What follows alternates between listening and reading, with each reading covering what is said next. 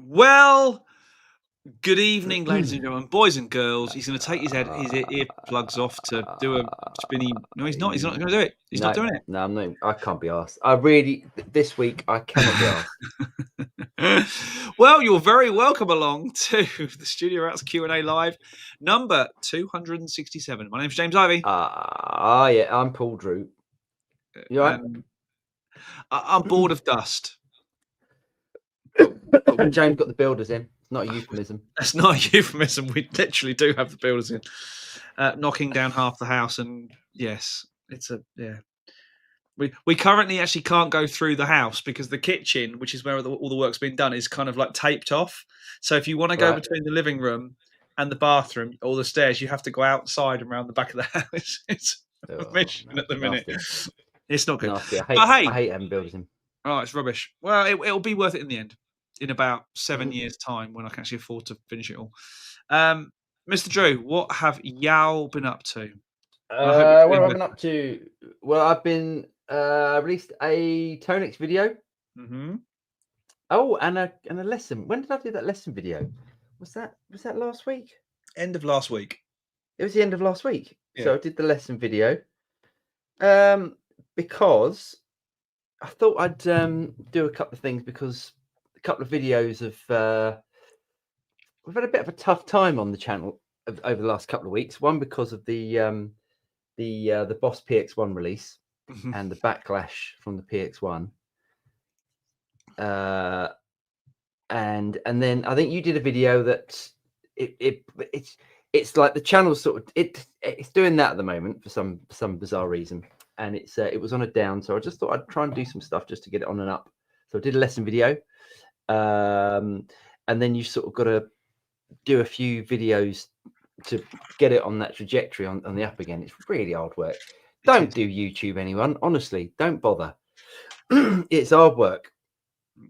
But isn't any sort of work hard work when it's you know when everyone says, oh, it's easy, it makes loads of money and it's easy, you always go, no, I bet it doesn't do one of those. Yeah. When people say, oh, it's right. easy, I'll make loads of money, you go, I bet it's not. I bet it's either really hard and you have to work hard to make loads of money, or you don't make as much money as you're telling us you make. Yeah, that's true. Yeah, maybe that's true. So there's that. And I've been prepping all the videos that I need to do. There's a few product releases, so trying to get all the product releases ready because we are off to Germany next week. We are next Thursday. Yeah, there's a couple of product releases on next week that I've got to do before we go. So I've been doing all that sort of stuff. One thing I will say though, this video is coming out tomorrow. The does it focus? If I take my eyes away from it, there we go. Yeah. The Blackstar Beam Solo, which is a little headphone amp. Right. From Blackstar, very much like the Fender Mustang headphone amp. If I do that. Yeah. And the Boss one, really good, really good. So anyone that's looking for a headphone amp, highly recommended. I think that is possibly the best out there. Excellent. If you're looking for that sort of thing. Yeah, excellent. Anyway, video out tomorrow. What about yourself? So between playing with Hammonds and getting that fixed, and then doing a video that bombed, and then nipped off to sunny Wiltshire on Tuesday to collect some goodies, which we'll talk about in a bit, and I'll come to that in a minute. Prepping for the vocal session for the big album project this weekend, trying to tidy up, basically having been told by everyone and even myself and my children that I've got too much stuff. I've put a whole host of stuff on eBay. I think I've got 25 items on eBay at the moment, most of which are big and stuff. So yeah, just been doing that, really, trying to tidy up, trying to keep the place tidy. And I'll get on to the other stuff in a minute because there's some good stuff there. Nice. And news and kind of prepping videos for next week, because obviously I've got stuff that I will need to achieve that will go out when we're away. So nice. Yes, we've got some good interesting stuff going on. But should we get through some comments first before we start talking about auctions and stuff. Let's do it. So here we go.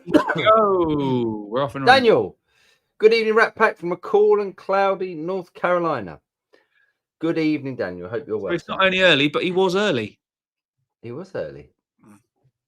Dave says, evening, everybody from cool autumn like York. Hope everybody is well. And to you, Dave. Binky, evening, Binky. Real guitar shredder, not fake guitar shredder. Says, I have a Wampler Pinnacle Deluxe V2 going through the Boss Katana Mark 250. The tones are great. Have you tried the pedal? Yeah, I used to have a Pinnacle. I used to have the big one. Is that the two Deluxe? You know the way that Wampler used to make their pedals? Yes. The Pinnacle, isn't that the Marshall in a box pedal? Red, wasn't it red? I'll have to nod and agree because I don't remember. Yeah, it was good. I think Wampler stuff's really good. Yeah, Wampler stuff's great, mate. I haven't tried it through a Katana, but I'm sure it sounds absolutely cracking. Why would it not sound great? Yeah. Yeah. Hot 8. Good day, gents. Good day. Hot 8. Hello, Pete from Rich Paul. Hello, Rich. Vincent. Hi from a chilly Clyde Valley. Is that Clyde Valley in the in Scotland? I would believe so. Yes. God, I did the music for a TV show all about the Clyde Valley, all about the Clyde, just on the a town outside the Clyde. Next, Digital Viper. Happy Hump Day, gents. You hump today? It's Wednesday, isn't it? You had a hump, have you? No. Picked up a new James. My filthy jokes don't go anywhere, do they? No. Picked up a new James Tyler JTG Milky Way last Monday for $17.99. These guitars are fantastic. Nice. Yeah, I hear a lot of good things. I haven't tried a JTG, but I hear a lot. These are the Japanese ones, aren't they? No, Chinese. Okay. So what's the? So there's it does get confusing. There's James Tyler USA, expensive guitars, and you've got James Tyler Japan, expensive guitars but much cheaper, half the price. Right. And then James JTG, which is a Chinese built James Tyler, half the price of the Japanese ones. Right. Okay. There we go. What up, lads? Shahaba, hello, mate. Rich Paul said he enjoyed the Hammond video. Excellent. I'm glad somebody watched it. I've had everyone who's watched. Various people have reached out to me and said we really enjoyed that because we don't get to see a real Hammond, and it's a kind of fake Hammond, but it sounds killer. It's actually in the car at the minute because it's going to my buddy's studio up the road. Just because I haven't got the space for it, but it does sounds wicked in the room. Duncan says, even gents, have you tried a VP4 in 4 cable method? Very versatile, but the 4 cable method seems to add a lot of noise when the amp is idle. Any thoughts or tips? Oh, that's interesting. I think there's a noise gate inside the VP4. What amp? That doesn't affect. Well, yeah. What amp? But I don't think that really makes a difference because it could be. Yeah, I think there's a noise gate. If you go into the settings, I think there's a noise gate. Yeah. But yeah, I don't know why. I mean, maybe I don't know. It might be worth putting an email into G66 or maybe in Fractal Direct. Yes, that would make sense, I think. Yeah. Shahai says upgraded prematurely to new iOS. YouTube acting wee funny. Me too, mate. Me too. Well, as in you're acting funny or you upgraded? Upgraded, yes, and it does act a bit funny. Oh, that's not good. Mendel, hello, mate. He said, hey, everyone across the pond, far and close. Hello, mate. Mr. Casardi, he says, hello, Rats and Rat Pack. Can he wait till Summit next week? Awesome. Looking forward to it, mate. It's going to be a lot of fun. Steve, are you back on the sherbets? No, it'd be interesting to see because he's been teetotal for the last couple of years, and Guitar Summit tends not to be very teetotal. No. Gary Westcott, hello everyone from a very windy Manchester. Hello, Gary. we had a windy one. What day was it? Monday was very windy here. Yeah. Very windy. SRW. Any experience with the Line 6 Bogner DT25 or 50 tube amp? Yes. A long time ago. So basically, it's a collaboration between Bogner and Line 6, James. So it had a valve preamp section, and then I kept they keep turning up on auctions and eBay and stuff. Yeah, they tend to be. I mean, I thought they sounded okay. It tends to be one of those things that people don't really hang on to. I think it's old Line 6 technology. Yeah, but it was from what I remember, it sounded great. Boom. Mr. McQuillan, hello mate. He said, "Evening rodents, hope you're all well. Not sure if it's common knowledge, but you can now sell your guitar gear on Vinted. No fees or shipping costs." Oh, cheers, Dave. Interesting, because Jen's got on really well with Vinted. Yeah. With clothes and house stuff. And I'm like, she said, yeah, you should do it. They do guitars now and everything.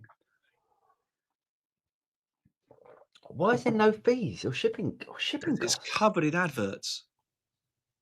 Oh, is that why? Okay. Well, that's great. Actually, that saves us on that sort of stuff. Rich says, "I like it when my boss plays the Hammond at Bonner's.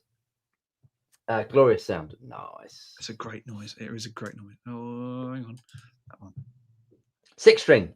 He said, "Good evening, rats. Hope you've had a productive week. Finally got my partcaster done, and it's badass. I'd love to see it. Can you, send us a picture, mate? I'd love to see that." Still off the bevy. Steve still off the bevies. Well done, mate. For a Scotsman, that's I was about to say, Steve, are you sure you're Scottish? Yeah, that's a big deal in Scotland. Yeah. He eats 40 Mars bars a day, all deep fried, but he's off the booze. Yeah, that and Iron Brew. Iron Brew. Nectarius, evening rats, options on headless guitars. Looking to get a Strambo. Plays like a dream. Looks horrible. He actually said opinions, but oh, sorry. What did I say? Options. Oh, sorry. I need to put my glasses on. Basically,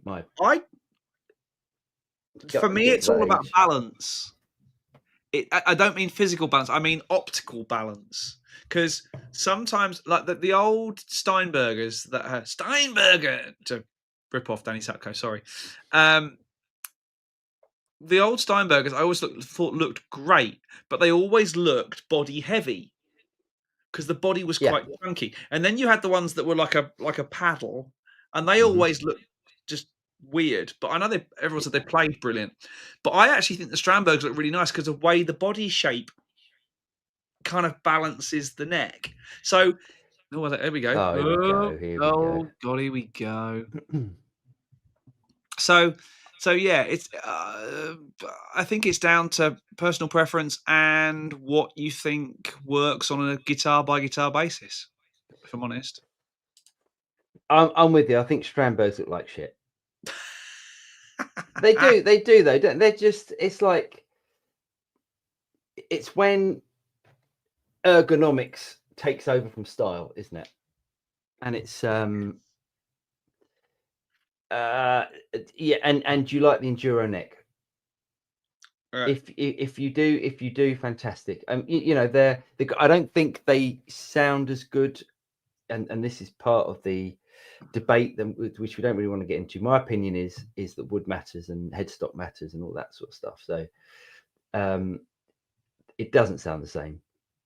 But if you're looking for if it's a comfort thing, or if it's a weight thing, or if it's a portability thing, I think the Strambergs are great for that sort of stuff. And it's not my thing. Okay.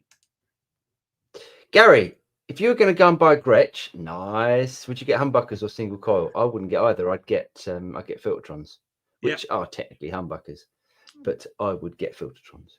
Yes, without doubt. That is the sound of a Gretsch. If you want a Gretsch, that's the tone you want. I was going to say exactly the same thing. Shahabar saw Steph Carpenter Deftones rig rundown. He uses Bogner amps, Helix, and Axe effects. That's some big tones, though, isn't it?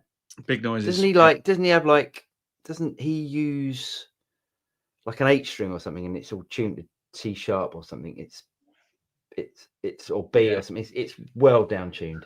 Yeah. And the strings are about, like 1.5 inches across.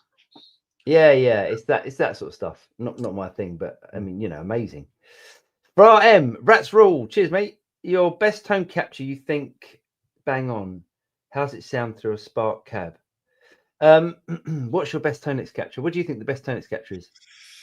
Oh, I think it's just got to be the best-selling capture. The one that started off the Studio Rats capture is the Independence 35. Yeah, the Matchless Independence 35. That is the original tone capture, and that is the one that loads of pros use. The other daft thing is go for that. But the biggest seller month on month, every month, is our Tonex Pack 1, which has got which has the Independence in it. It's got the Independence in it, but it's also got that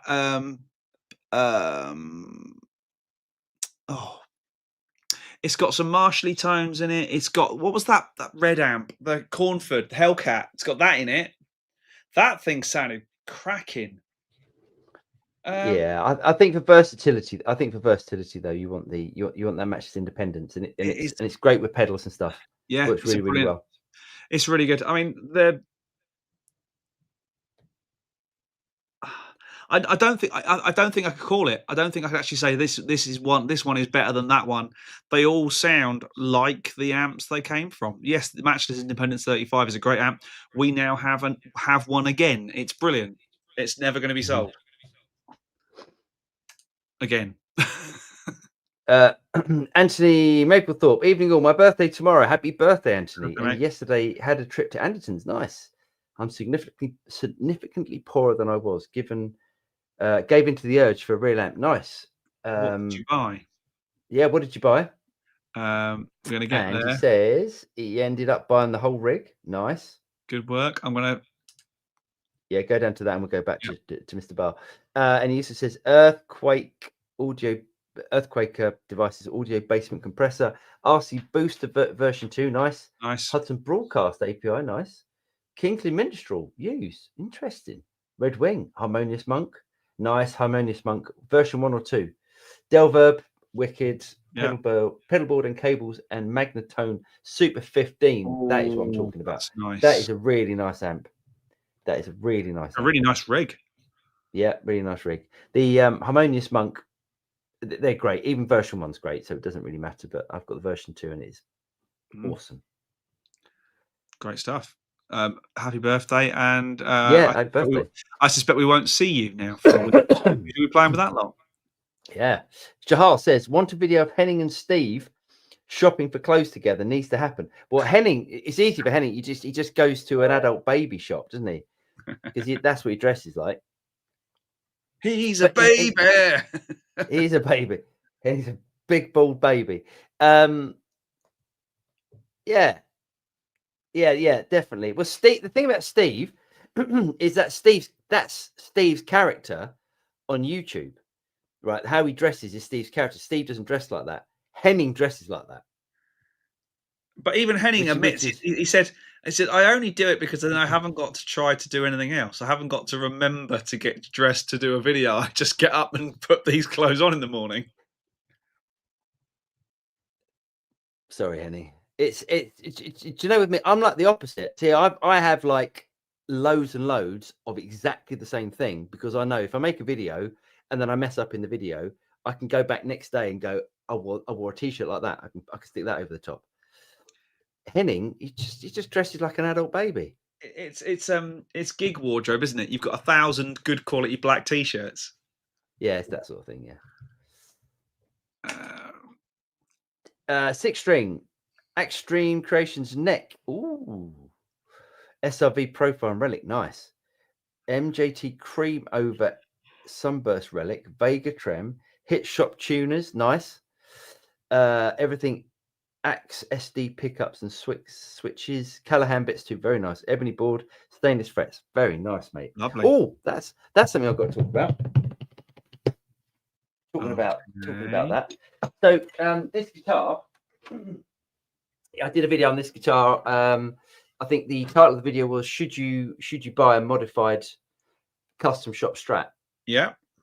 So I bought this for a great price. Mm-hmm. So it's a custom shop 1960s Strat.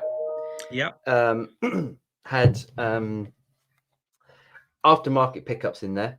Mm-hmm. It had, what else did it do? It'd been refretted with stainless steel frets. Yeah.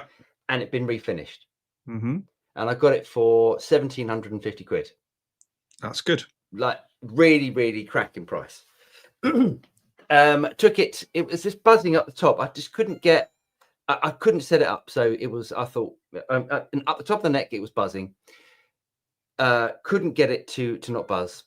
So took it to my local luthier, and he basically said the frets are shit, and some of them are hanging out and stuff. So I had to have a complete new stainless steel refret.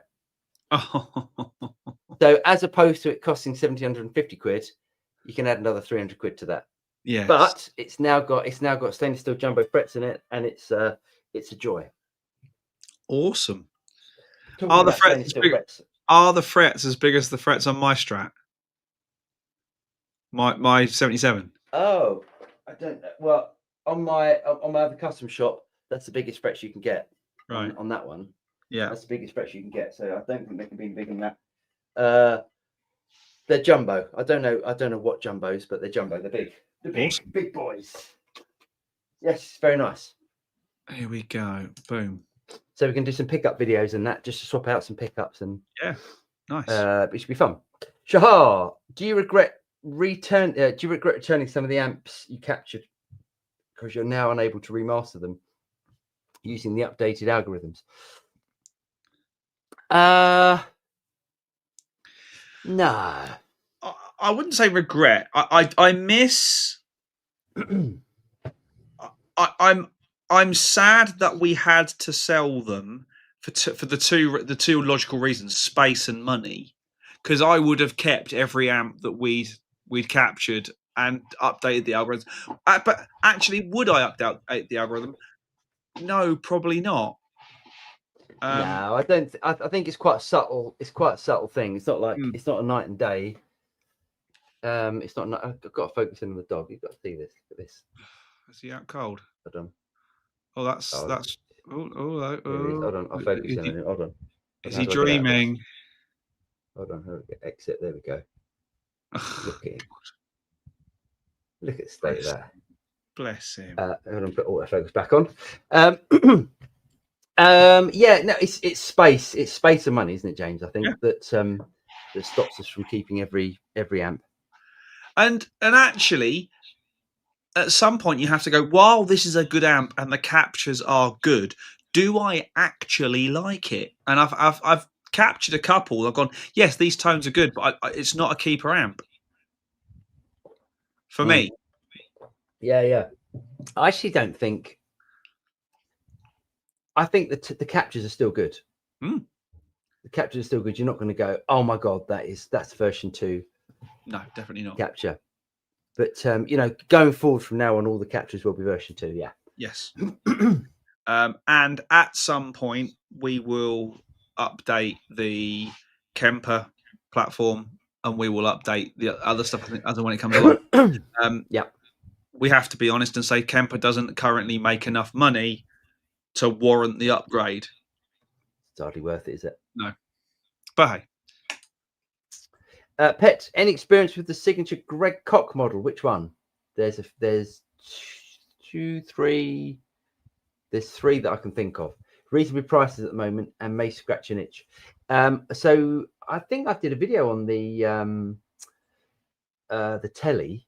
Yeah, you had that blue one, didn't you? Yeah. Really good. You smashed into a tree.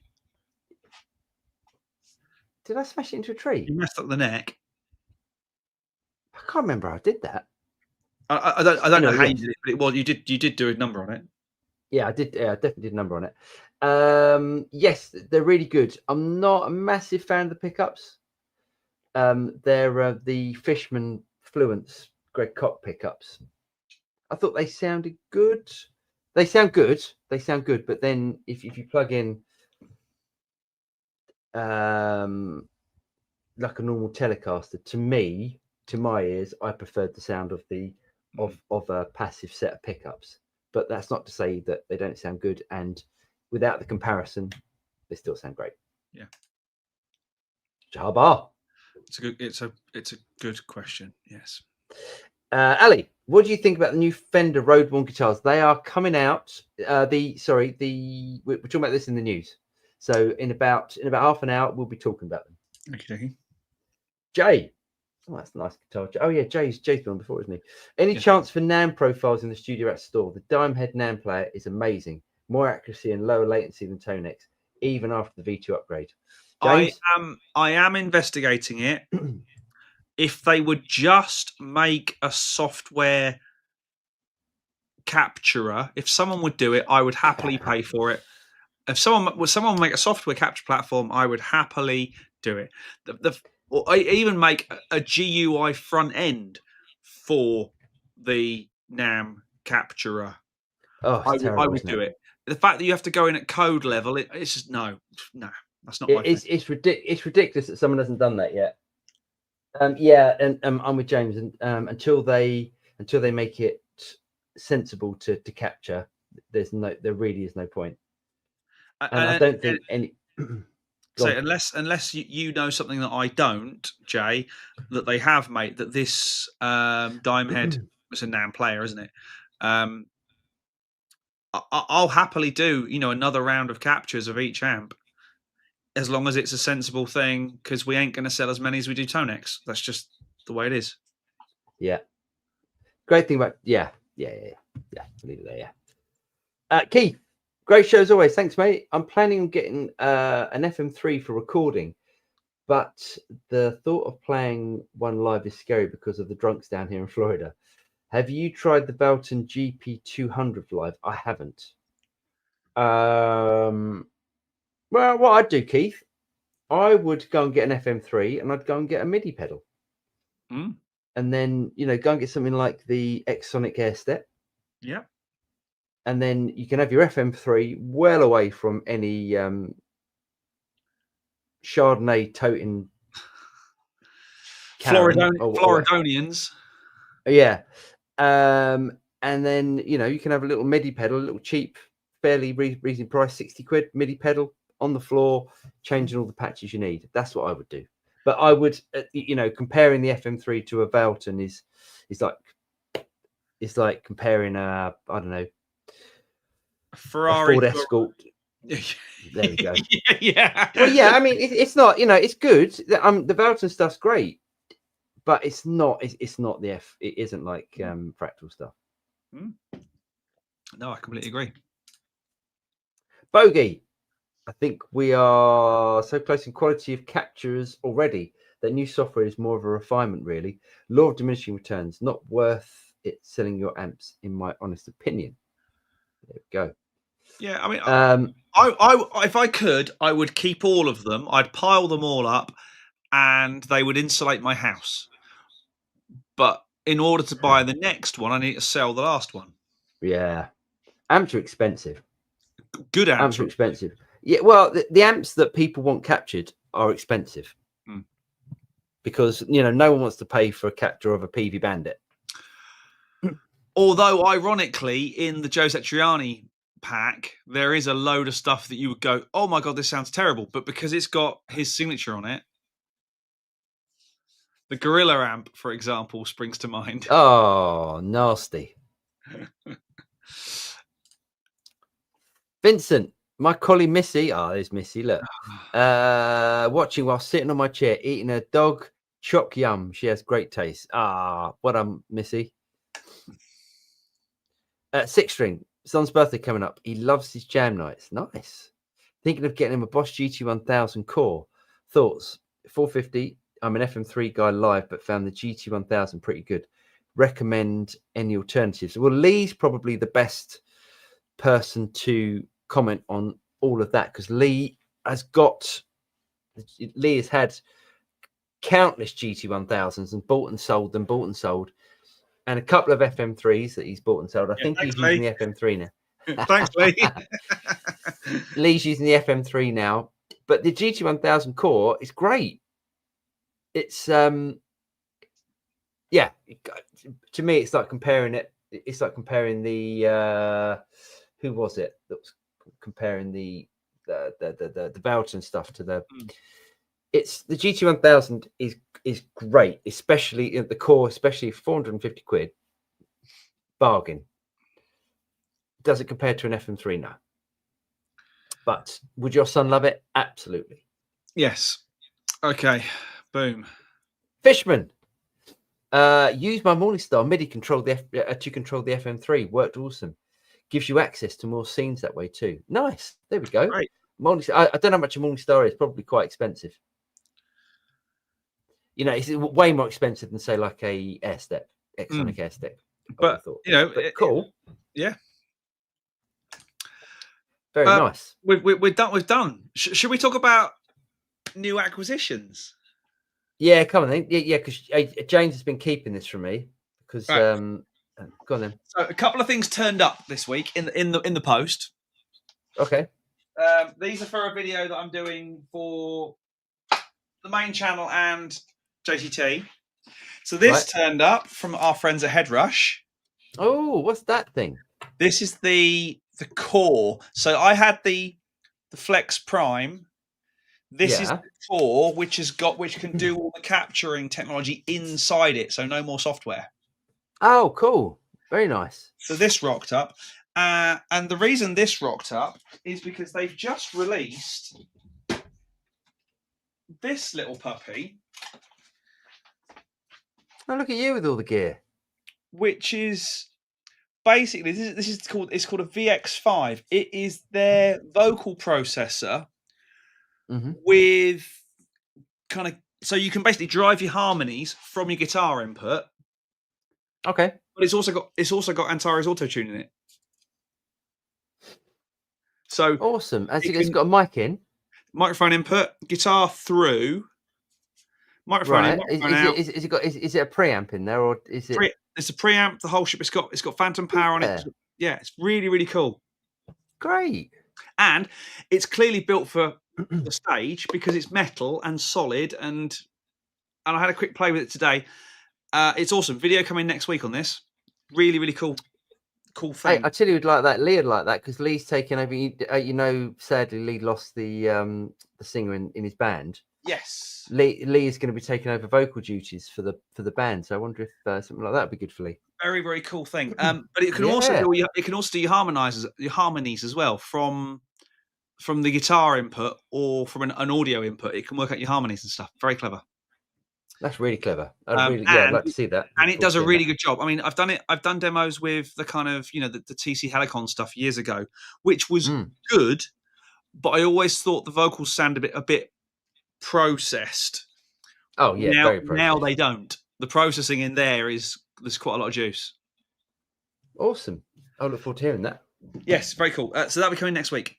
Very nice. So, we'll talk about the big stuff at the end because that's not really channel relevant. But okay, yeah, I think. Well, no, you can say you bought a new drum kit. You can say you bought a new drum kit. Just go on. All right. So I bought. So the big news at the auction is I picked up a hell of a deal on a very cool drum kit. Now, I'm not going to say any more than that until I've really road tested it and put it through its paces and done the first video. But I surprised even myself with my initial opinions of this thing. There we go.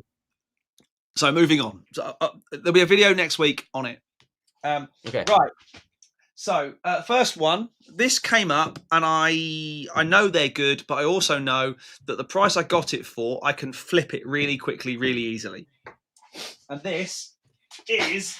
Do you remember these? Oh God. Yeah, I do remember them. Yeah.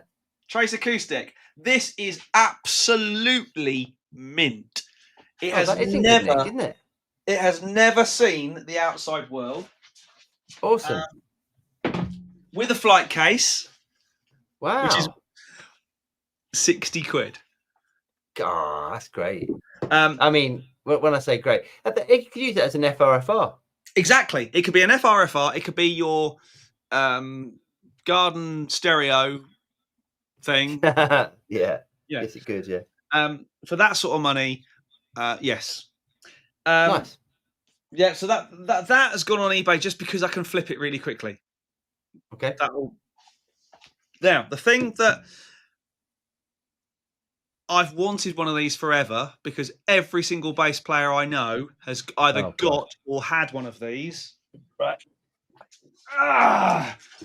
Look at that. Yeah. Nice. Yeah. And they sound. Less said about that, the better. No, sounds great. Sounds really, really good. Yeah, I'm going to get rid of the trace because the trace edit is huge. Yeah. This is not. You can't really gig with that though. Well, but I don't need to gig. I'm not a gigging bass player. I need it for the studio to be able to make a noise if I need to. Nice. Okay. Nice. So the other thing, right? Now this is the thing, right? Now I know we've talked about vintage kit and old electronics and stuff like that, and this came up for again very, very little money, and I thought I'll have that because if nothing else, I can use the effects on the desk. Do you remember this? Oh no. Oh no. What have you bought? It's a G system. Oh my God. God, they are heavy, aren't they? Those they're really well built. I'm trying to find nice things to say. Did you ever? It's really well built. Did you ever see the video where they drove a tank over it and it still worked? Did it really? They actually drove an armored tank with tracks over it, time and again and again and again, and all it did was bend the chassis. Amazing. I still think the effects in this are really good because they're the effects straight out of the M series studio processors. Are they really? Yeah. So from a studio point of view, I can stick this under the desk and I've got yet another great sounding multi-effects processor. Well, they are. Then I completely agree with your purchase. How much? 65 quid. What? That's great. Now, you're talking about MIDI controllers that are going to be bar proof. Yeah, that's true. That looks like it's in good nick. It's in very good nick. It's been used, but it's not been abused by any stretch. 65 quid. That's great. Yeah. Yeah, well done. I agree with that. That's a good purchase. And that's it. Other than the drum kit, which is, I mean, don't get me wrong, it was a hell of a deal, but it was still quite a bum squeaky moment of pressing go on that much money. Right. Yeah. Especially when I didn't, obviously with an auction, it's very much, unless you go down the day before and do the whole viewings and stuff, it's very bum squeak. But fortunately, when I got it back here, it's mint. Great. Awesome it's great. stuff. So it was a good thing. But yeah, well done. The Trace acoustic amp is great in great nick. The Gallien-Kruger just sounds great, and the bass captures on Tonex have done really well. Excellent. So I'm gonna capture it because the preamp and the amps sound great. Excellent. Right, where we go? Where are we at? Boom. There we go. Michael, he said, "What's up, fellas?" on the screen and in the chat. Is he saying "What's up, fellas"? He's on the screen and in the chat. I think he's saying hello to everyone. Yeah. Hi, Michael. Hope you're well. At this point, I mean, I need to go and turn the lights down and put on some slow music, maybe some Barry Manilow or Well, some King. thank God King Diamond. Thank God there's someone coming on that knows what they're doing.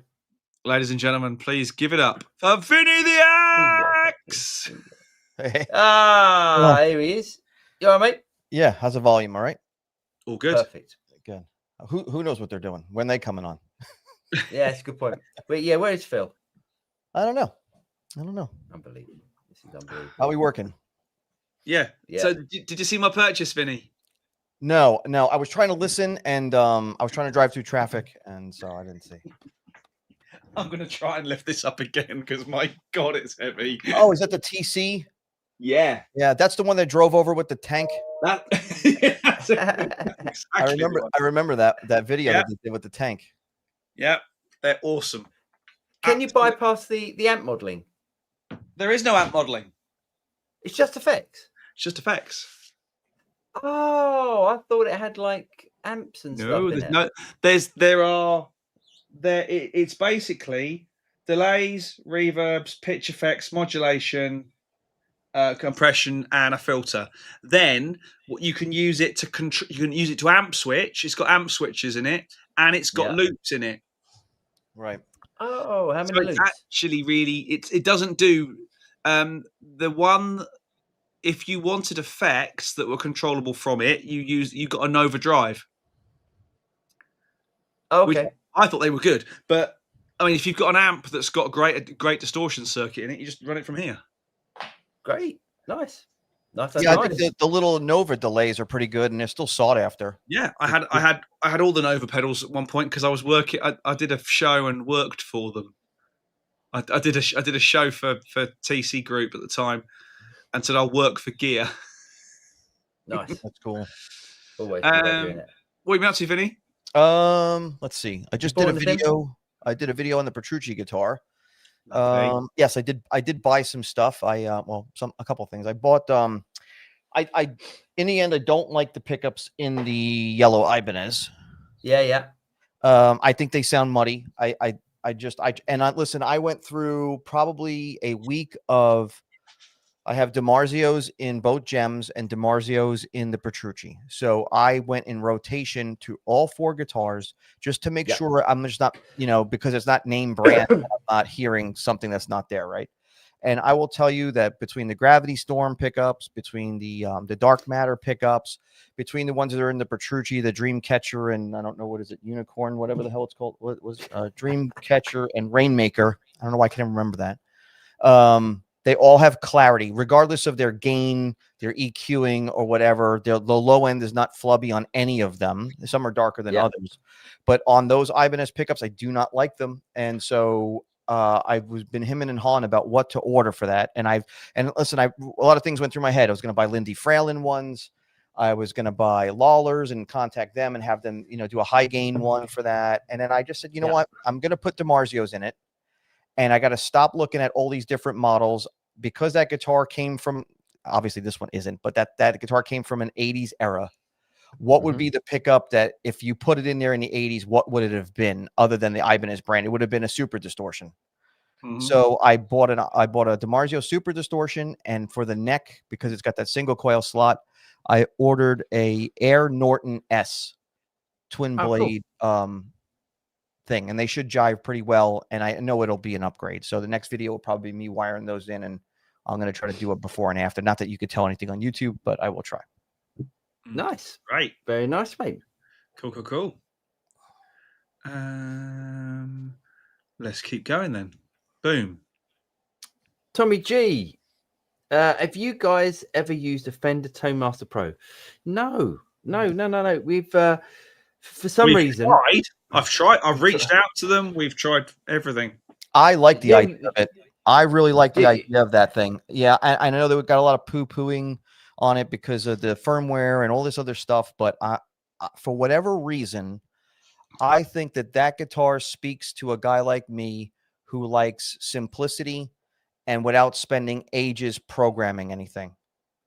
I think it's made for a middle-aged dude like me who wants something with a touch screen, wants to do the modeling thing, but doesn't want to learn like coding with Fractal, Yeah, yeah. learn how to use it. I Yeah. think that's who that's for. Now, from some guys have gotten some killer sounds with it. So if I was going to go play live in a band, I would probably take a chance and buy that. I don't know. I think they're going to keep putting firmware updates in it, and they're going to put some work into it. I just think it's. Well, they can't abandon it, can they? I mean, because if they did, that's Fender's move into high tech over. They've got to carry on supporting it, and they've got to do that for several years. Because if they don't, it will be a huge admission that it failed. Right. And I like how when you adjust it, because I think Henning did a video on it as well recently. And Henning got sent one, James. Oh, did he? Yeah, Henning got one, and it's like an hour and so I don't know how it's long. I only got like 20 minutes in it and I had to go eat. But it's like on the foot switches, they have the controls on the potentiometer controls are on there as well, and it's got the scribble strips on everything, so you could see what comes up, and you can adjust it from the screen or adjust it from the knobs. It just seems, I don't know, it just seems intuitive, in my opinion. Yeah. Whether it sounds like crap or not, I don't know. They've looked at all the others and gone, right, we'll do that, we'll pinch that from them, we'll have that from them, and we'll do all of the stuff. So the only thing they haven't done, which if they don't do it, it puts them firmly in the headlights of Fractal. The only thing they haven't done is capture. Right. And until they do that, the biggest competitor is Fractal. And that's a very dangerous place to be with only one competitor, and the one competitor is Fractal. Right. And you're right. They have taken bits from other places. And it's funny that you bought that TC board, because when I saw that ToneMaster Pro, the first thing I thought of was that board. Yes. Yeah. And then what it also looked like if a Line 6 M13, which later became, I don't know if later became, but the newer version of that would be the HX FX. Yep. With the scribble strips. It looks like that your TC and that Line 6 thing had a baby. Yeah. And that's what, mixed with like a head rush touchscreen and like, you know what I mean? It's I don't know. Oh no, they've taken the kind of the graphical emulate, because the thing that for me about the Neural Quad Cortex is you have to learn the symbols, the logos. Right. Yeah, yeah. Whereas on the Head Rush, it's a yellow pedal with 3 pots on it. Clearly, we know it's an overdrive. There's no learning the graphics. We know the graphics. And as brilliant as the Quad Cortex is, you still have to learn what the things do. The Fractal problem, and this is from someone who's got an FM3, and I love the thing, but it's absolute over-the-top choice. Option paralysis on steroids, because, I mean, you don't need 200 different cabinets. You need 3 that sound great. Right. And you know what? It's got that... Oh, sorry, Paul. No, that's right. I was just going to say, but as I keep saying about the Fractal stuff, once you've set it up, that's it. I don't go in and change anything. That's right. I'm not interested in going, I think today I'll try this overdrive and that thing. It's just like, I'm not interested. I think there's some psychology behind what James is saying with the Quad Cortex and the symbols versus the actual video, the picture of the actual amp. It's almost kind of like, it's psychological. It's like, you ever run into somebody whose voice doesn't match their face or their body, and you're like, whoa, I can't handle this, right? I think when you're looking at the amplifier on the video screen, or whatever you want to call it, the screen, and you're playing through it, you get more of a feeling like you're playing that specific amp than cymbals. You know what I mean? I don't know. I think it's a psychological thing to me.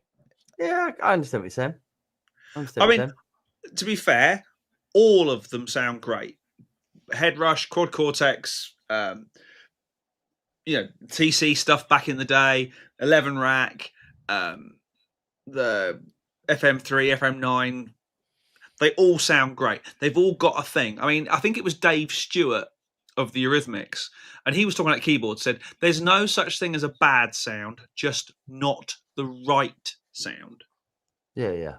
And I think that's relevant. I think that's totally relevant here. There are some people who are going to totally gel with the ToneMaster Pro. We don't know because we haven't been sent one, Fender. and we've tried. I think they're all going to sound great. I think that Tim Pierce could play through a Fender Squier Strat into a Sun Mustang amp, and you'd still go, "Wow, what a great guitar player!" Sure. So it's a difficult one, but yeah. But yes, we'd like to try one, Fender. Send us one. Good luck with that. Bill, gents, I use a Headrush Prime and run it into a Seymour Duncan power station 170 watt into a 2x12 cab. Awesome sound. That's awesome. Great. Well done, Bill. Good work. Vincent, he says, picked up a Laney RBW 100. What's the RBW 100? Don't know. 50 quid. Well, 50 quid for any 100 watt beast is good effort. SRW says it's 65 quid, about $100. A little bit less than $100. Yes, yeah, a little bit less, but still 90 quid, 90 pounds, 90, 85, 90 pounds. Oh, you're up. Dollars, up, have you? Dollars. Yes, sorry, yes, dollars. Yeah, hold on. Yeah, about 85-ish, I think, at the moment. Ish. Session Gold. Already typed it twice already. He would have, yeah. Session Gold, is that TC Electronic thing comparable to the GeForce rack units? This is the GeForce and the G Major were the budget's the wrong word, but the cheaper units. But I think the processing was still the same, but you couldn't do as many things on it. And I think there was a floor controller that looked like your board that went to those. Yes. Yeah. But the cool thing about this is, if you want, you can take the rack unit out of the back and rack it up and just have the actual floor controller Ethernetted to the rack unit to do the processing. I didn't know that. This is witchcraft. Yeah. Witchcraft. If you look, this bit is the brain and this bit is the pedal. I never knew that. And you can take this bit out, put it in your rack unit. So all your patching and processing can be done in your PA rack, if you like. And it's running like a Cat5 cable. Yeah, and it's a long Cat5 cable. And you have that on the floor, and this bit on the floor is doing the controlling. Which is, again, one of those... That's a brilliant idea. Taking the power away from the front of the stage. Well, I had that with a Flextone 3 from Line 6 back in the day, a 212, and they had a heavy steel floor controller with expression pedals and stuff, and it ran all you had to do was run the Cat5 cable to the amplifier. Yeah. Although it didn't sound that good, but yeah. Cat5 is powerful stuff. Mendel. The G is heavy as it is solid. Tip, you can rack the brain. Yeah. Gigged on with a Comfort Mark II during my brief gigging days. Nice. Yeah, nice. Good toys. He doesn't have it anymore, but would twice watch a video for FX comparison to the QC and Axe Effects. Shahar says fractal deep editing is completely optional. The presets themselves are excellent. This is very true. That is true. And actually, because the fractal software is so good, it's actually the software hardware integration is so good. You can do it all. Whereas the thing that I found today, when I came to download the software for this, because there is a software editor, only problem is it hasn't been updated in 15 years. Yeah. So I was like, cobblers. Right, Willie. Hello, mate. Willie says Loch Ness holds more water than all the lakes, rivers, canals, and reservoirs in the whole of England and Wales combined. See, Willie's just he's a fountain of knowledge. Is that a water joke? It wasn't actually. It wasn't, but it could work. It is now. Shahaba, the new neural DSP Misha, has great quirky effects. Almost bliss audio. What? I missed something. Have we missed the processor? Misha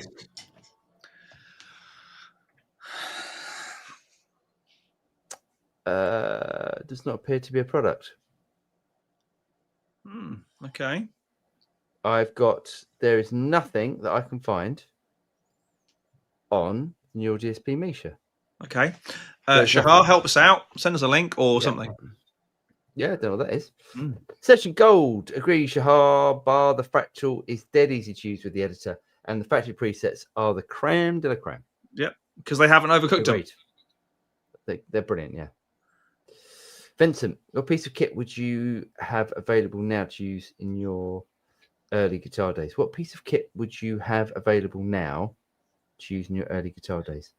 If I had an FM9, sorry, an FM3 even, my guitar playing would be something else. I'd say the Fractal. I'd say Max FX3, just amazing. I just absolutely love that thing. My favorite piece of equipment ever. I would say my Blue Guitar Amp 1.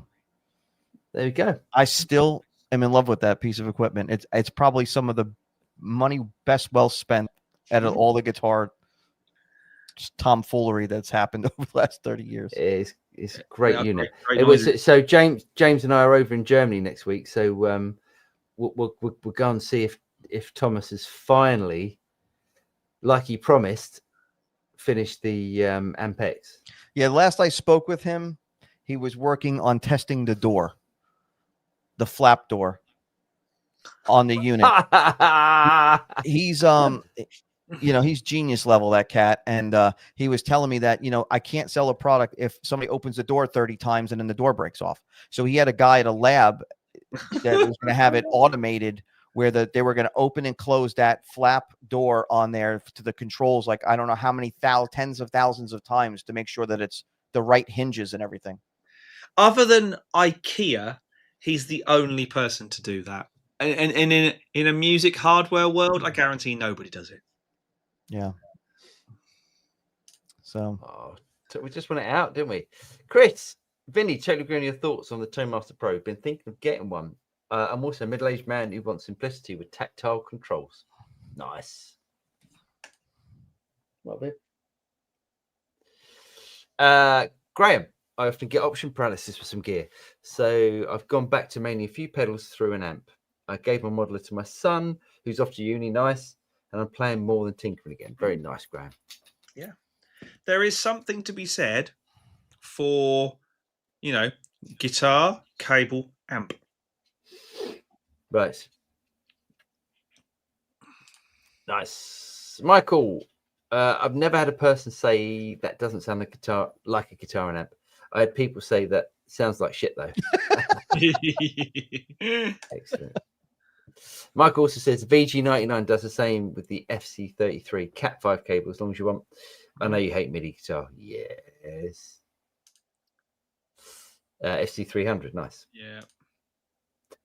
Shahar says Neural DSP plugin, Misha Mansour. Okay, nice. Okay. Haven't seen it. Not really my thing to be checking out, but I'm actually, that to me that's Neural DSP all over. That sort of, I mean, Misha's a fantastic guitar player, but that's the sort of guitar player.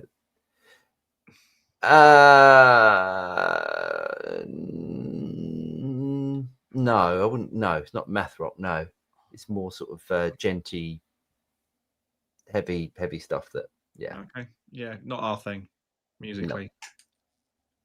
Great though. Bye, Satchitrucci. Hey gents, long story, but vacation cut short. But the bonus is I get to catch today's stream. Silver linings hashtag. Good to see you guys. Good to see you as well, mate. Hope you're well, and I hope you're. I hope that was your choice coming back from vacation, not forced. Michael, wave.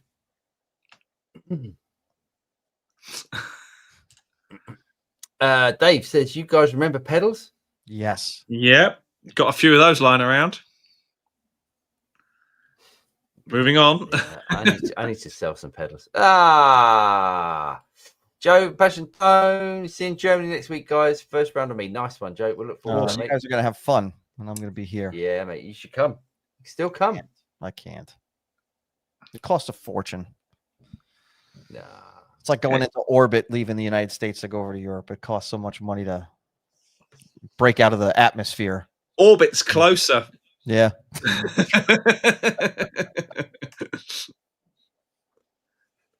Willie, Sorry for my random facts. Just trying to insert some conversation starters. My Tai Chi thing from last week was from an ad I see on YouTube far too often. Doctors don't actually ask me for advice. Very good, mate. Willie, you should definitely come out to Germany next week. Yes. Michael, hair was strong. Sorry. Hair was strong. Sorry. I don't know. Don't know. Dave, totally agree with Vinny. I have had my Amp 1 Classic for 10 years now. No problems with it at all. Used it at Metal Gig against the JCM 800, both through 4x12. No difference in sound. Very nice, mate. Yeah, they're great. The Amp 1s are brilliant units. Yeah. Yeah, I finally put mine in the hold on, I gotta look at it. The modern mode, which is the highest gain setting to do the last video with the Petrucci, and it's with no effects or anything in the background. I thought it sounded all right. I thought it sounded pretty good. Yeah, sounded good. Paul, good evening from Luxembourg. Anything particularly looking forward to seeing on the list of things at Guitar Summit next week? Look forward to seeing you there. And you, mate. Yeah, I think just seeing what's happening with Thomas, see if Thomas has finally finished it. Finished the Ampex. I think the Ampex will never be finished. No. If it does, though, I'm buying it. I don't care how much it is. I'm buying it. I think loads of people are. I think loads of people are going to buy it, but it's just every time I see him, it's been going on for like, I don't know, probably it's got to be 4 years now, surely. It seems like 4 years. I think in talking to Thomas when I did the interview with him, he's such a nice guy. I think he really just wants to make sure the thing is right for him. You know what I mean? I don't think he's worried about like putting it out. I think it's his baby, and he wants to make sure that it's perfect in his eyes before it goes out the door. I think one of the things that bothers him with and I'm not trying to speak for him, but with the Amp 1, he knows that's not the best reverb in there. He even makes mention about it. He's like, it's not the best reverb. He's like, there's a lot of anomalies in it. It's not the best, but he says, but it musically works. So that's why you can turn it up and still get away with it. But he said, but it's not what he really wanted. But at the time, that was what he can get in there processor wise. Right. Yeah, I think he doesn't want to compromise at any point, and unfortunately, not compromising at any point, it doesn't come out. It never comes out, because it's like I think it was Lexus when they were developing the LFA. They took so long developing the LFA and made it out of aluminium that this whole new material came along, carbon fiber, and they went, oh. Well, we're 10 years in. We better go back to the drawing board, quite literally, and redesign this thing out of carbon fiber. Can you don't use acronyms? What's an LFA? It's the name of a car. LFA. LFA is the name of the car. Oh, okay. It's a hypercar. But they literally went, we can't. We spent so long developing this thing. We now can't use the material we were going to use back then, because in the time it's taken to develop, materials have developed. Okay. So it's one of those sort of situations. I mean, it's going to be amazing when it finally releases. Hate was too strong. Can't type drunk. Oh, hair. I see. Okay, got it. Yes. Tommy, do you think IK will ever release Tonex floorboard? Huh? Floor. Well, basically, I think a bigger unit. Oh, okay. A bigger unit with Tonex captures and their X-Time X5 algorithms could be a hit. Yeah, I reckon. I think they've got to at some point. They've gone smaller, so they now have to go bigger. Yeah. I think. Yeah. Their X-Time and X5 pedals didn't really take off, did they? No, but the actual quality of the plugins of the effects is great. How are those pedals? Because I thought about buying the delay one once, and then I was like, I don't know, if I would even. I've never even tried it. I've never even seen one. I've never seen one in real life, to be honest. Yeah, I think they should. I think at some point they've got to release a bigger unit. They've got to compete with Helix and. With the processing power and that sort of stuff. So yeah, I reckon it's got to be in the works, Tommy. But we don't know anything about it. They've got the algorithms. They've got the effects technology. It's a case Yeah. of throwing it all together in a bigger box with enough processing. So, Yeah. the big thing, if you could have 2 Tonex engines running at the same time, that would be a killer. It would be. Yes. Very cool. Should we do the Yeah. news? Cheers, Tommy. Yes, let's do the news. Share screen. Oh, God, hold on. Somebody on a upgraded their second. OS. Yes. Dave Hardy said, "Hit the like button." Hey, it works. Oh yeah, thanks. Yeah, David. Yeah, Dave Hardy said hit the like button. Thanks, Dave. Right, can you see this? I'd rather not. What the hell is that? Right. I'm becoming This Paul is- now. What the hell is that? What? This. Why so many strings and why such a wide neck? No. This is Greg sent this through earlier. This to me, I mean, obviously we've got a Star Trek fan here, haven't we? Because it looks like some sort of Klingon ship or something. I don't know. I what's love going Star on. Trek. I don't like that. Thank you, Vinny, for being another Star Trek fan. Yeah, I looked at that and thought, why are there not enough strings on that neck? It looks like a Chapman stick with an axe on the top. Oh God! Do you want to know why? Do you want to know why? Why? I mean, it's look at the way it curves. The graphic. Okay. I mean, that looks like a. I mean, I'm not as gonna a say as a Star Wars fan, that looks like a Naboo starfighter, but that's just wrong. And the fact that I even know that. That is the geekiest thing about other. Anyway, this is so. The idea of this is, if you look at this graphic here, you see what's going on here. Yeah. Can you see that graphic there? What's Yes, happening with that you string? could bend it up like 19 pitches. Yeah. So basically, you can, as opposed to bending upwards, you can bend it downwards. Dumb. Yeah. I mean, I don't want to stop. You know, it's horrible. You don't want to. Oh, you're right. Someone. Just stop there. It is horrible. Yeah, you know, it's horrible. But you don't want to discourage someone from, you know, their life's work and stuff. Hey, look at they're using Phil's Jack. input. I was just about to Phil's say that. Jack. Got to give it props there. If there's ever a guitar that I've seen to say stop putting any more money into this, I'm afraid this is it. But I'm sure someone will like it. So anyway, let's go through some of the things. These are not your average guitars, not even close. You've got to know some stuff, and not your standard stuff. You've got to be ready, and you've got to be brave. You've definitely got to be brave. So let's go into Could you imagine turning up to the Dog and Duck to play Gary Moore covers with that? Hey, but I don't understand. If I want to bend that string, I'm going to bend it up.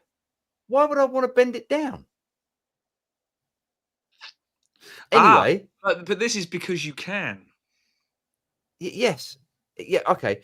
So anyway, exactly wide tonal fretboard. So yeah, it's all, he's done the science, and it's anyway. Okay. So you go right. Here's all the science and stuff. Now I want to buy one. So let's go home, and we're going to go book, because you don't buy, you book one. Right.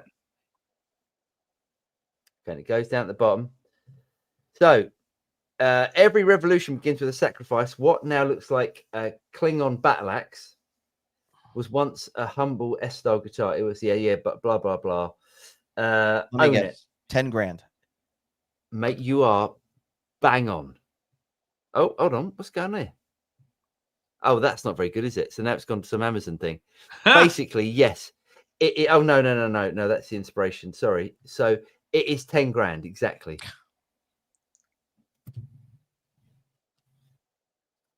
And you know, you got to give it to him. You know that without these sort of people, without those sort of people, we don't look normal.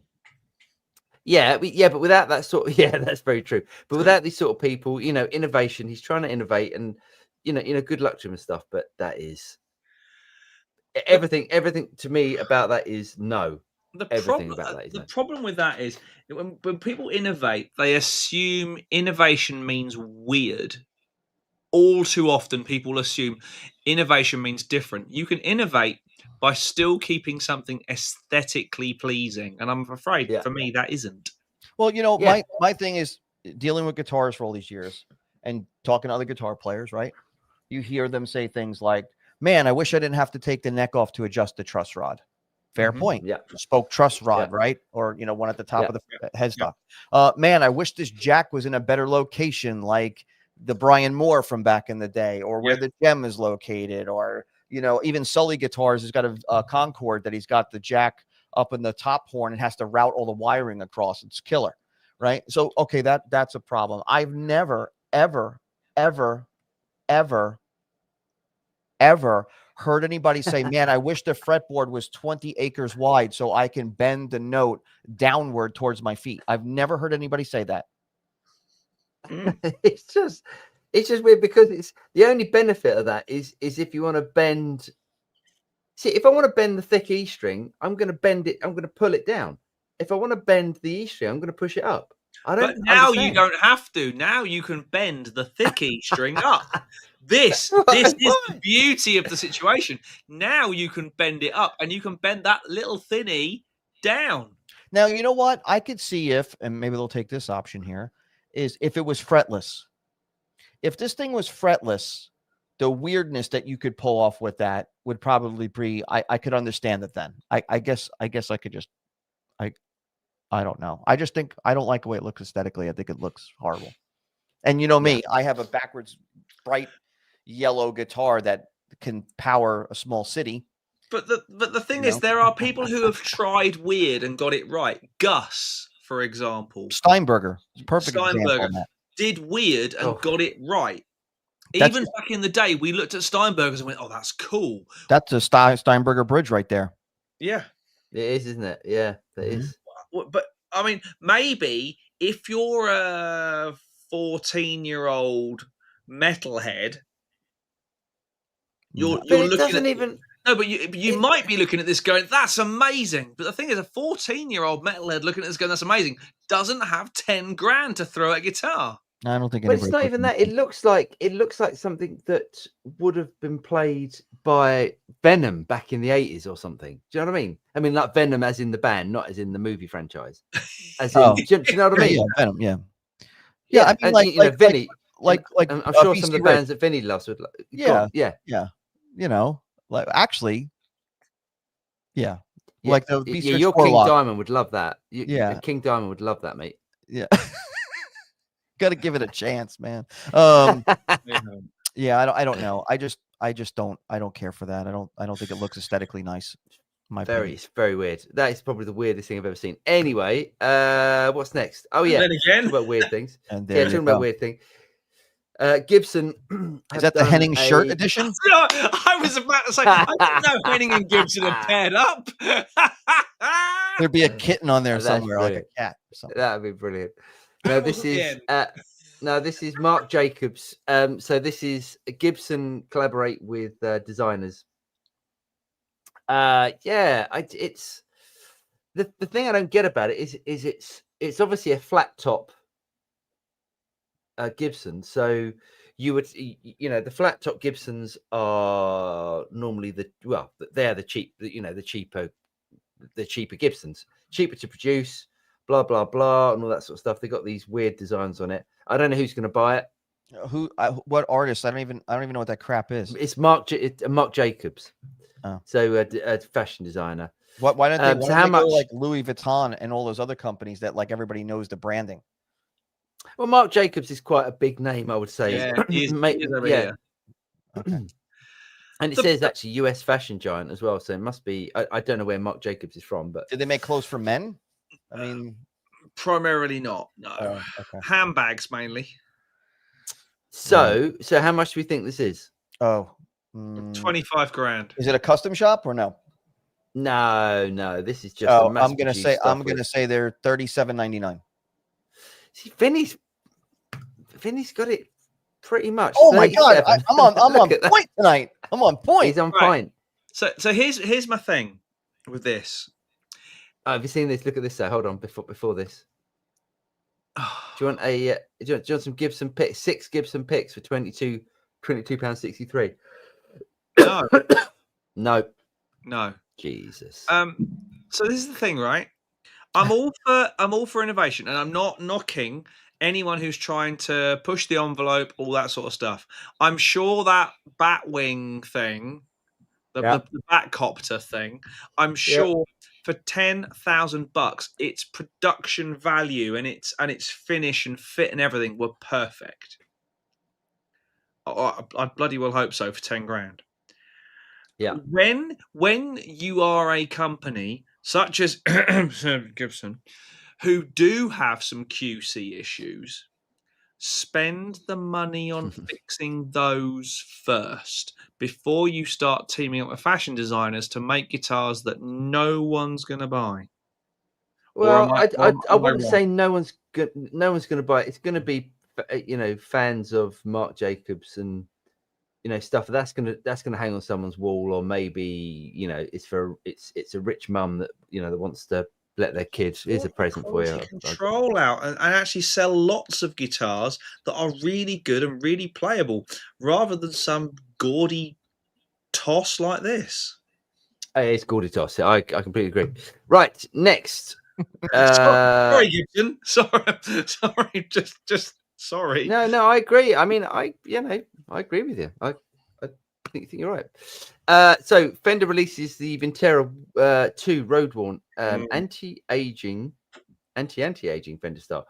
Now these, if you ever look at the finish on these, let's have a look. What does that mean? Look at that. It's great. Oh, that looks really good. It's got some great checking in there.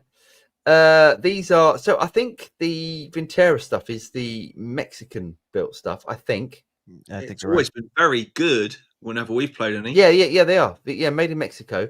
But the actual relicing of the the cracking is fantastic. It's cracking. It's really good. Yeah, very good. So £1,300, $1,500. You just have to take a step back every so often and go, hang on a second. 10 years ago, a Vintera was 500 quid. Okay, so you can look at it like that as well. Yeah. Now, obviously, there's a lot of extra work gone into this. Well, time, I would say, more than work. But time is somebody's money somewhere on the line. But that's a lot of money for a Mexican guitar. I don't know if it is anymore. I think but here's your option though. If you want a guitar that's made like a Fender custom shop, and you don't want to spend the money, and you want to have not like all that thick poly on there, that's your entry level. That's your gateway drug to that. And then and if you throw some decent pickups in there, if it comes with garbage, you probably got yourself one hell of a playing guitar. Yeah, you probably bang on the money. And I was reminded the other day of a friend of mine who I haven't seen since high school, and he was at the time the greatest guitarist that I knew, and that I was the drummer in. We had the band and we had a bass player. We were a good band, a good high school band, and he was a cracking guitar player. But he would say now he could learn other people's stuff rather than write it. So he could do all the Eric Johnson stuff, but for God's sake, he'd never write the stuff. And I went, whatever happened to that Strat you had? Thinking he had a black Strat. He said, oh, it was a Mexican. I went, no, at the time, we didn't care where it came from. We cared that it was a black Strat. He also had one of the 80s SGs, the one in the chainsaw case? Which he still has. Okay. And I was like, that's worth a couple of quid now. And he said, yeah, it had a neck break. And I was like, yeah, maybe not. But even so, they're not worth a lot of money. 80s SGs, they're not like. But these look cracking. I mean, really good finishes. Yeah. I think they've done a good job on that. I can't see any finishing on that. Can't see any cracking on that, but well done, Fender. I think that's it. It's me done. Nice. Well, good work, Fender. I'm just gonna hit this one again, just because we don't say it enough. Hit the like button. Cheers, Dave. Yes, it really, really does. So we keep forgetting to ask. And We ring don't the bell. monetize this show. We do not monetize this show, so it Yeah. really means something to us if you can give us a quick like. It does. Sigurdsson. A good evening from Tromsø. Tromsø, I think that is. I love Norway. Okay, Norway. I have friends in Norway. Yeah. Fantastic when I went there. Beautiful. Yeah, it's lovely, isn't it? Jack Ribaducci Have you- lived in Norway, hasn't he? Yeah, If I could live there, I would. Yeah, nice. Have you guys ever tried the Boss SD2? Bought one after seeing Dan Huff using it. It's amazing. Super Distortion 2? Paul is now going to have to go through his list of Boss pedals. Super Overdrive. SD2 Ah. Super Overdrive? Must be. No, I don't think I I have have tried one. an SD2. I have one. You have one, do you? No, I have an SD1. I've got an SD1. I've got a couple of SD1s. You know what? No, I I don't even know what what I did try is I tried a Super Overdrive one time in the store. It was one of those X series ones. Yeah. It was like an orange color, I think, if I Yeah. recall.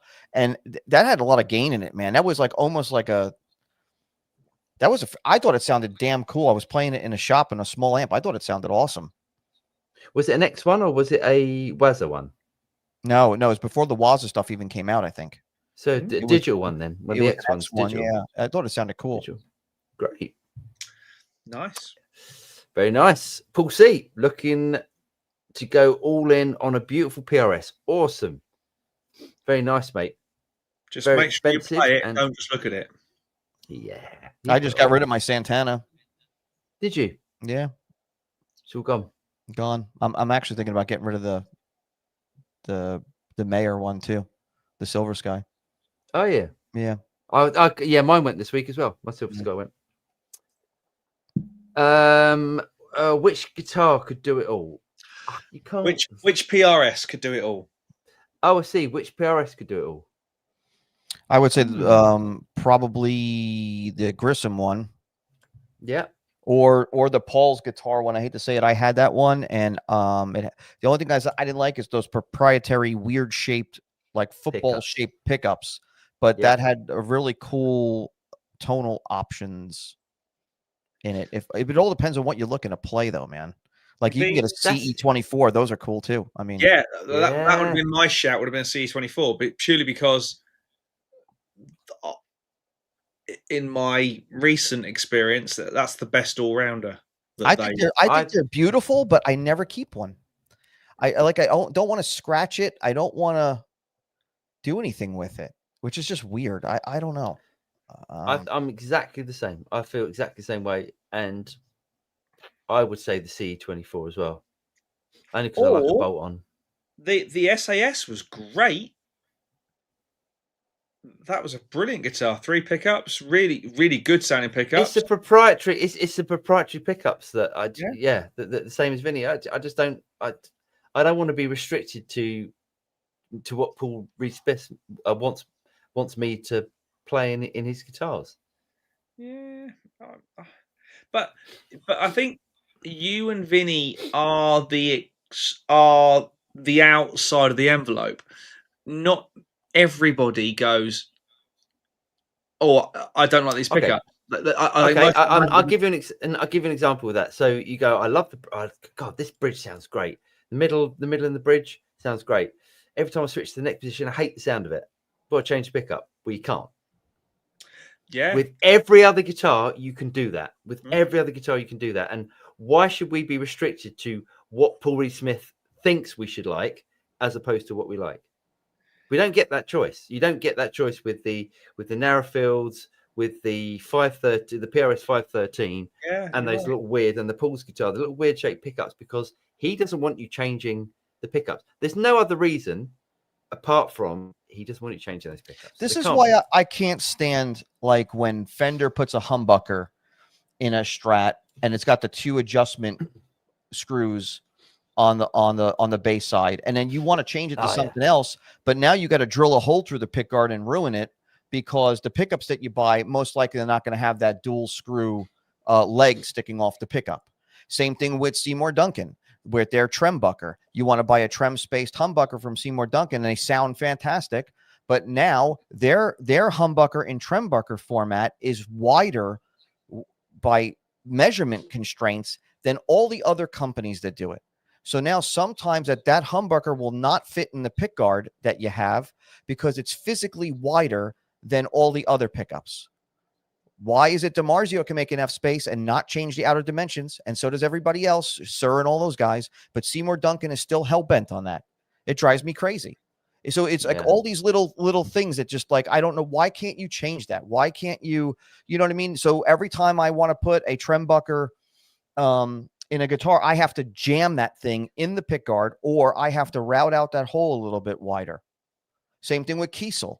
Kiesel makes pickups where the legs are so short in some of these bodies that you can't find a pickup to put in there that's not going to, the screws are not going to crack through the back of the guitar because of, they want to use their proprietary pickups. And it's cool. I love their guitars. I'm not a fan of their pickups so much. So sometimes I want to put something else in there. And now I have to go on a hunt. Plus they have the 2 screws like Fender on the bass side, which is annoying as hell. I think more people would keep their Kiesels if Kiesel would put a normalized pickup design on their pickups so that you could put somebody else's in there without having to deal with that. Yeah, but you can get Kiesel. Kiesel will fit someone else's pickups in the factory. You could send them in for the build, but when you buy something secondhand from somebody, you're kind of stuck with that. Yeah. You know. Yeah. At this point, I need to do this. Guitar Hoodlum. Thank you very much for your generous donation to the Paul and James and Vinny's drinking fund. Thank you, mate. That's very kind of you. Boom.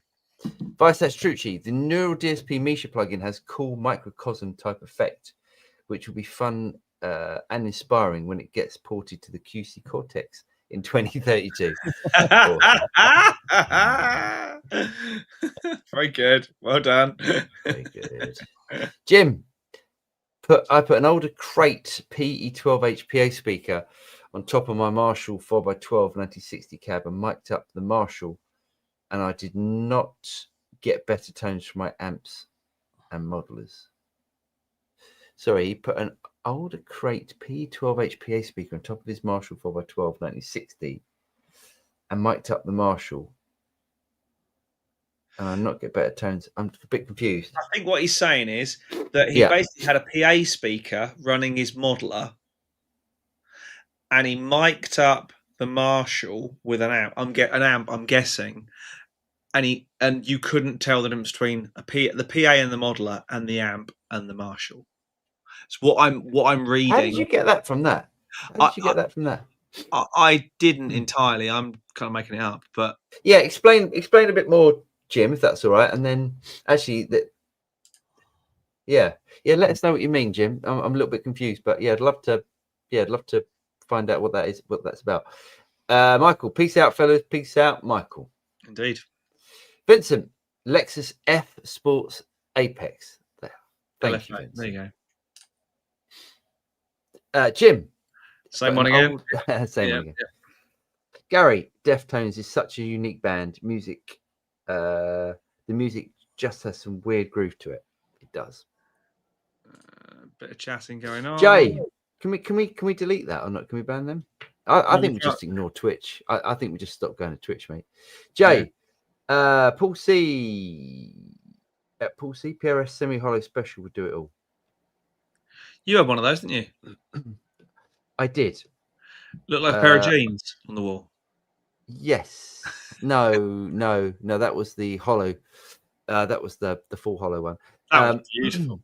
It would, yeah. The only thing about that is the little mid pickup. I don't like in that. Graham, it looks like something Michelangelo Batio played. It does, doesn't it? Mm-hmm.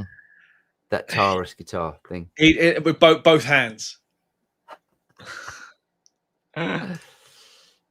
Vincent, a lute that has been teleported into the future and back. Absolutely. Yeah, there's a certain element of that. Yeah, like I said, I think if it was fretless, it would kind of be a cool idea to do weird bending on it and stuff. And Bumblefoot would have one. Yeah. Bumblefoot, yeah. And we'd all go, that's amazing. Yeah, Bumblefoot. Jay, Fender Gibson losing their minds. They are. Yeah, probably. Sigurdsson SD2 Dual Overdrive was the inspiration for the GHS Boss collaboration. Clean and dirty side. Only made for like 5 or 6 years in the 90s. Can recommend. Nice. Oh, cool. Yeah, I've got the Angry Driver, the Boss, the GHS one. Yeah. Rocker 534. The Mirror can do it all, especially the new one. Yes, I hear good things about that. I had a mirror. It was nice. Dave, I had a PRS C22 with plain red finish for about 12 years. Got an SG for my birthday, swapped the PRS for another SG. Much preferred the Gibson neck and pickups. Interesting.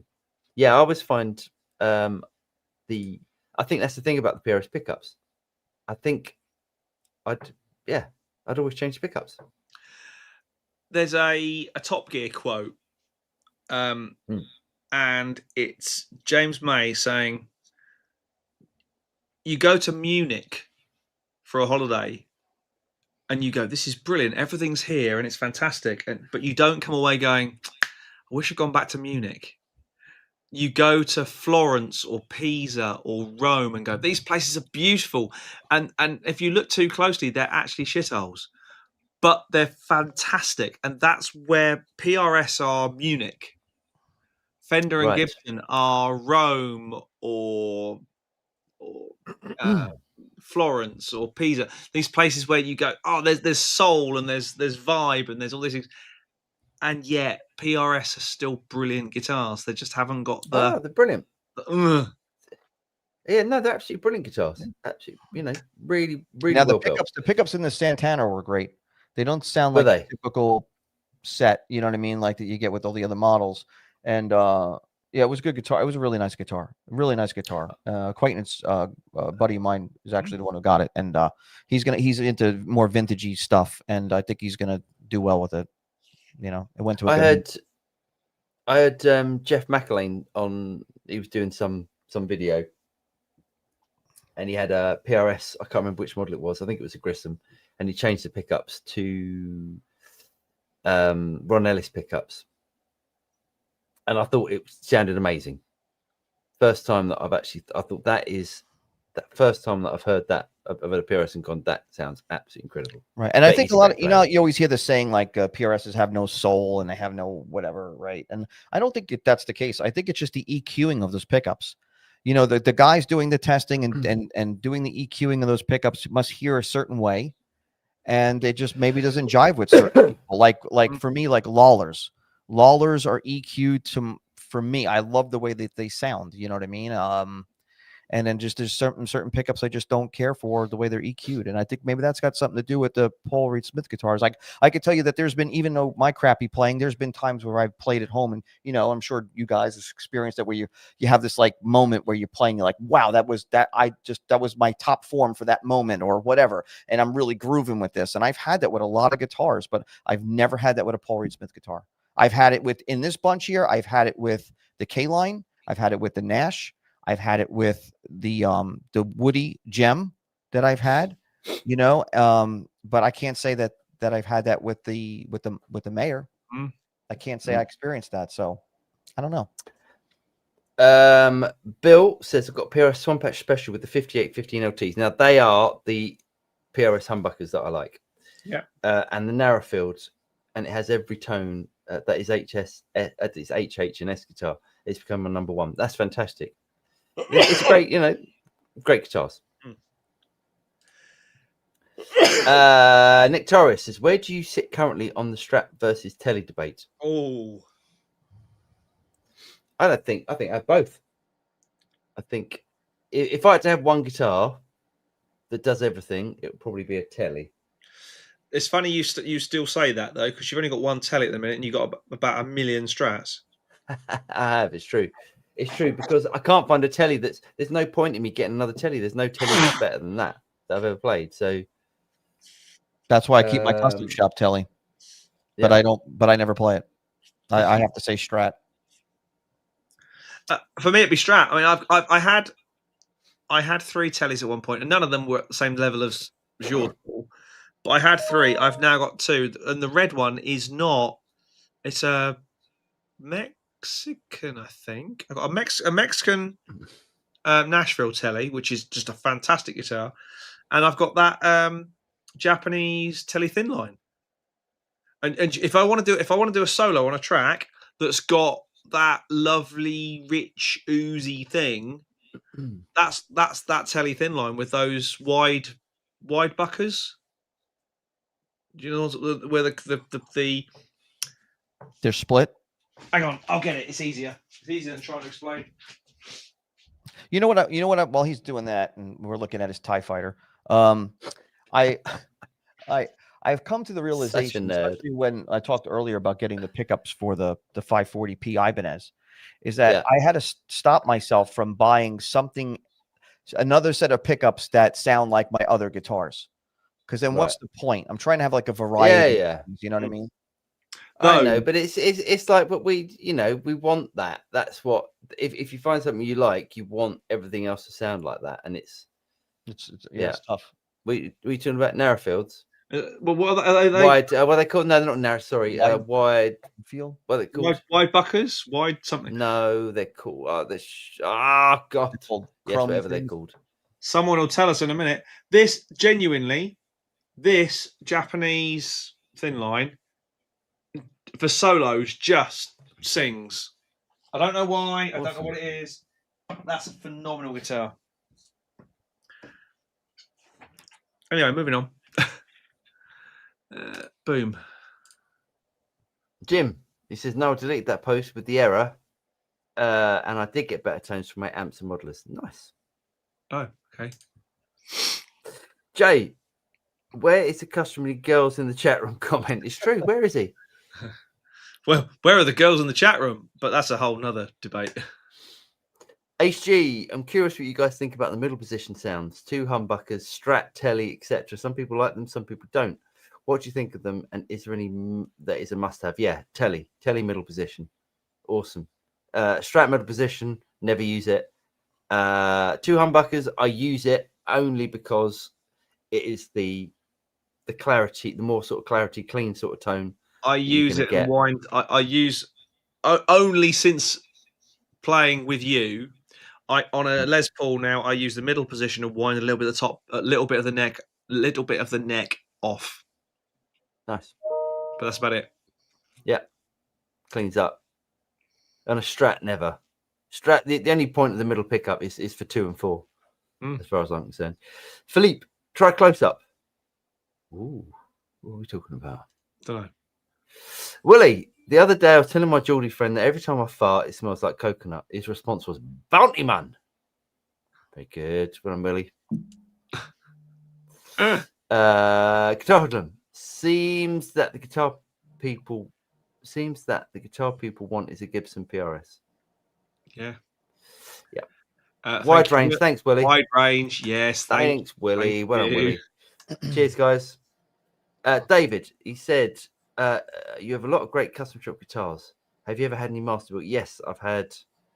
Was the pink Paisley Strat Masterbuilt? Yeah, that was Masterbuilt. I've had brilliant.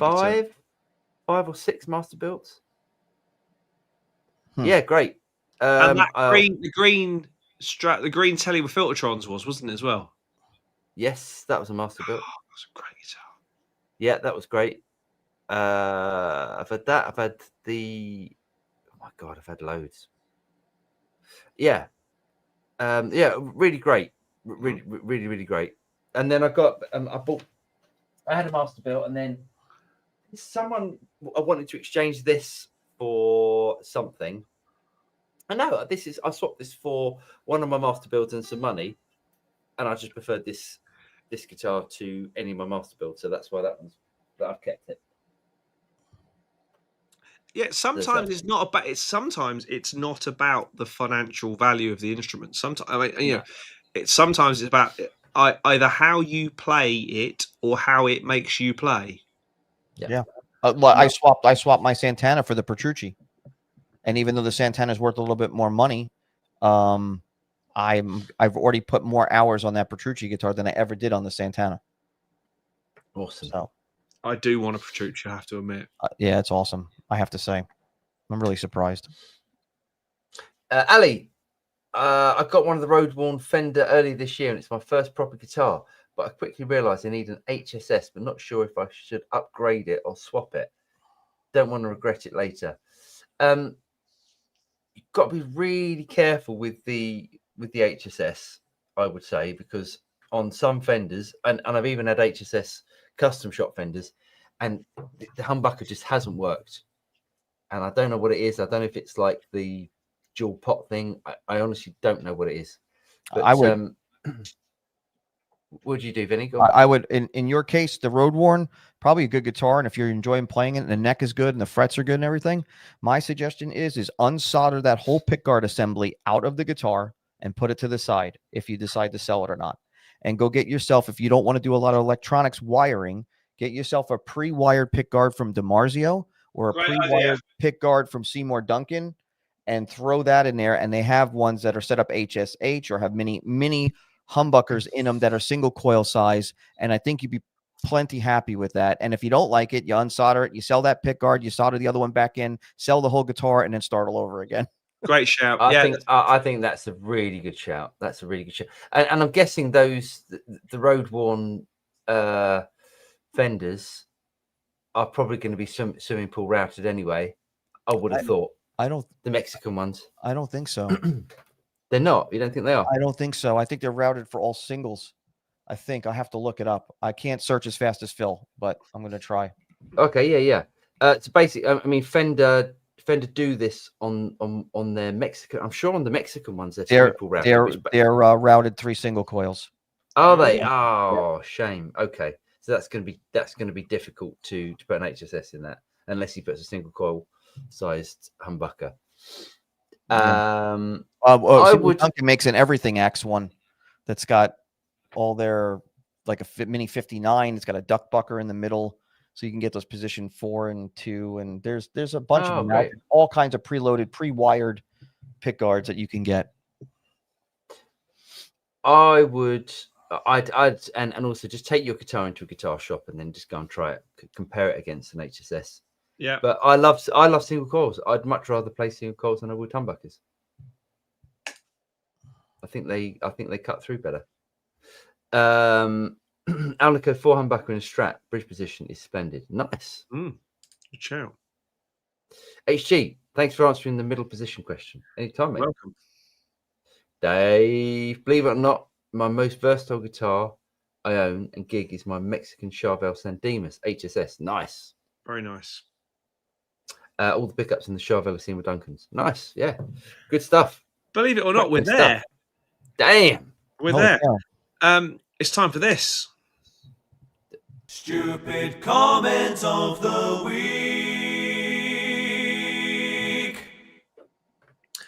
Now, we do get some cracking ones sometimes. What, stupid? Yes. Crackingly stupid, yes. Crackingly stupid. This was one of them. So this is the video was about the Waza Air bass headphones, and Christopher said should have got a black bass player.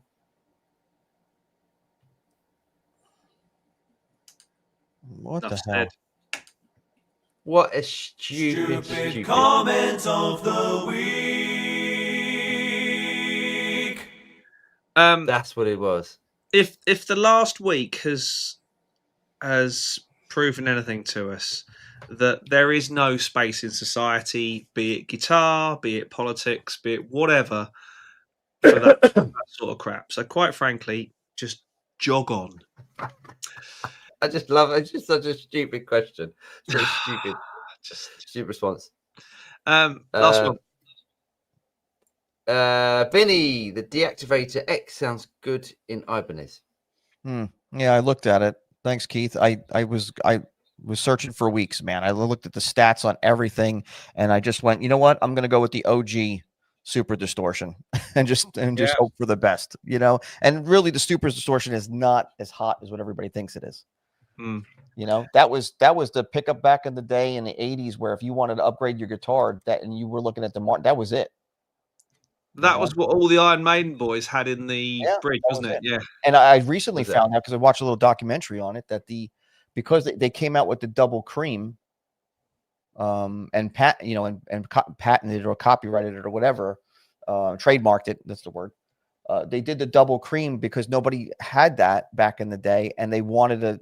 If people saw it in somebody artist's guitar, it was easy identifiable that that's a DiMarzio Super Distortion, and I need to get one for myself because so and so plays one, and so plays one, from Kiss and everybody else back then. So Yeah. I've had a few of them. I don't think they're that bad, and like I said earlier, I want that guitar to sound like it's from that era, and not like the other guitars that I have. Otherwise, it's pointless, and I won't play it.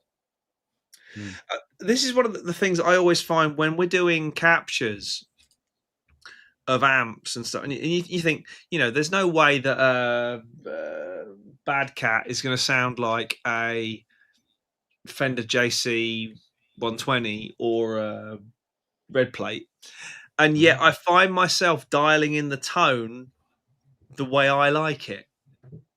Does that make sense? I know they're all going to sound different, but your head and your tastes are the same. Yeah, absolutely. So it's a bit of a weird one. You go half the time when dialing stuff in, I go, I don't like this, but I know it's a usable sound, hence I'll capture it, as opposed to I like all the sounds in this pack. Does that make any sense at all? Yeah, that makes sense. That's why I think every guitar player sounds like themselves, no matter what they try to do. Yeah, Dave Gilmour in the Beato interview. Dave Gilmour said, "There's loads of people who have the same rigs as me or setups as me, but only I have these." Yeah. Sure, Crazy. It's all. Keith says, that video's from 4 years ago. believe it or not, it was. I don't know what we're talking about. The Waza headphones, I think. Oh, okay, yeah. Dave, back in the early 80s, DiMarzio humbuckers was all we had. They were even in Hondo guitars. Wow. I had a Really? Hondo. That Wow. was my first electric guitar. Hondo. It was such a piece of crap. Wow. Ladies and gentlemen, we got to the end. Under a 2-hour show. What on earth is going on?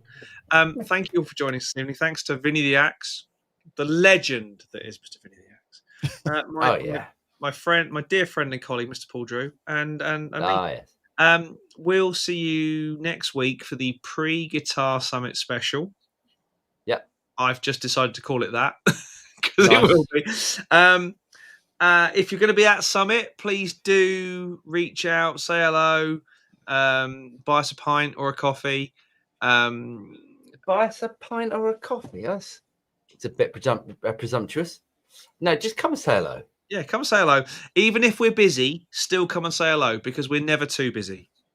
Make sure you have a coffee or a pint with you. And that too, yeah. While walking around a guitar show. Just a random pint. Yeah. Just in case. In Germany. I've been holding this for 45 minutes. I finally found you. Here you go, Jimmy. It's warm. And I took a sip from it. So yeah, it should be good fun. If you come to Summit, do make sure you see us. If you're not, then we'll do our best to keep up with footage even from the show. Oh yeah. There'll be a video. There'll be videos released every day on the highlights of the show for those days. Very excited. I love Guitar Summit. It's my favorite show. And the nicest thing about it is, from our point of view, is we don't have the 11-hour flight and absolute bucket loads of jet lag to contend with. It's just like true. It's an hour over the road. So yeah. So take care, everyone. Have a great weekend of gigging and stuff like that. Thanks again to Vinny and Paul for joining in the fun. And we'll see you next week. Night night.